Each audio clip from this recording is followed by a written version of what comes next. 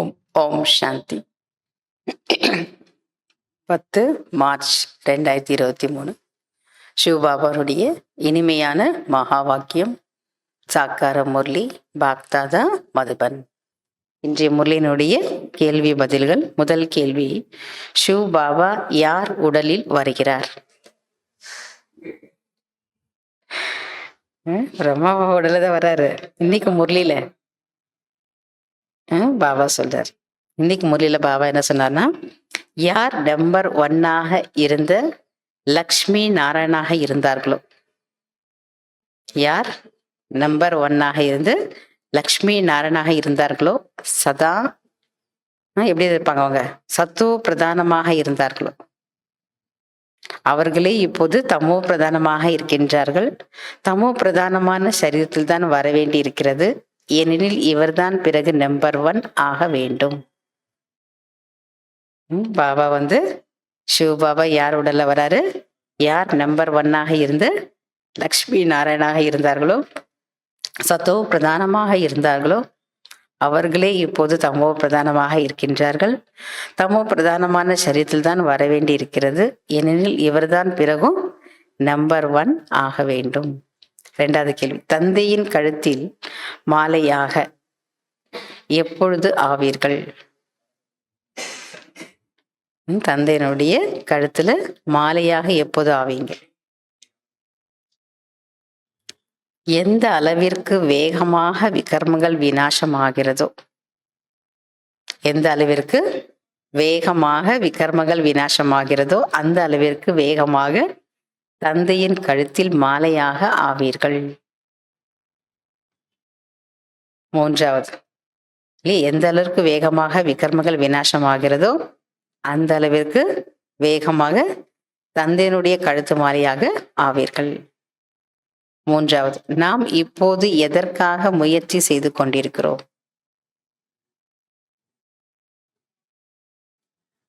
எதிர்கால பிராப்தி அடைவதற்காக இப்போது நாம் முயற்சி செய்து கொண்டு இருக்கிறோம். எதிர்கால பிராப்தி அடைவதற்காக இப்பொழுது நாம் முயற்சி செய்து கொண்டிருக்கிறோம். 4வது, யார் பந்தனமற்றவர்? யார் பந்தனமற்றவர்?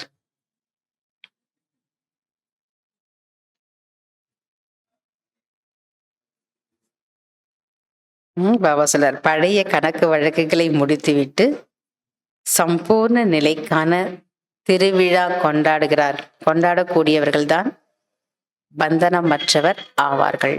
பழைய கணக்கு வழக்குகளை முடித்துவிட்டு சம்பூர்ண நிலைக்கான திருவிழா கொண்டாடக்கூடியவர்கள் தான் பந்தனமற்றவர் ஆவார்கள்.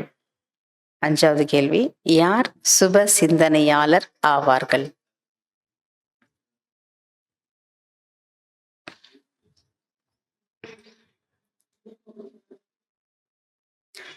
பாபா சொல்ல, தன்னுடைய ஊக்க உற்சாகத்தின் ஒத்துழைப்பு மற்றும் இனிய வார்த்தைகளின் மூலம் பலவீனமானவங்களை சக்திசாலியாக ஆக்குவதுதான் சுப சிந்தனையாளர் ஆவார்கள். fill in the blanks. First, Shri கிருஷ்ணரை ஒருபொழுதும் டேஷ் என்று சொல்வது கிடையாது. ஸ்ரீ கிருஷ்ணரை ஒருபொழுதும் பிரஜாபிதா என்று சொல்வது கிடையாது. 2வது, துவாபரயுகத்தில் இருந்து டேஷ் நடைபெறுகிறது. துவாபர யுகத்தில் இருந்து உலகாய யாத்திரை நடைபெறுகிறது. 3வது, டேஷ் இருக்கும் இடம்தான் டேஷ் என்று சொல்லப்படும்.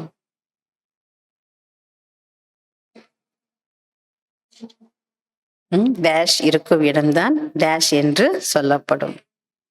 உண்மையில் தேவதைகள் இருக்கும் இடம்தான் கோவில் என்று சொல்லப்படும். 4வது, டேஷ் செய்து நிலையான குஷியுடன் இருக்க வேண்டும். ஞானத்தை தாரணை செய்து நிலையான குஷியுடன் இருக்க வேண்டும். 5வது, நீண்ட காலம் டேஷ் தான் நீண்ட காலம் டேஷ் அடைகின்றனர்.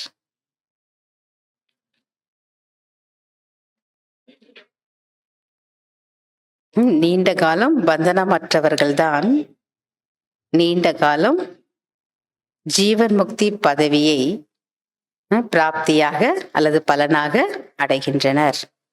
நீண்ட காலம் பந்தனமற்றவர்கள்தான் நீண்ட காலம் ஜீவன் முக்தி பதவியை பலனாக அடைகின்றனர். அச்சா. ஓம் சாந்தி.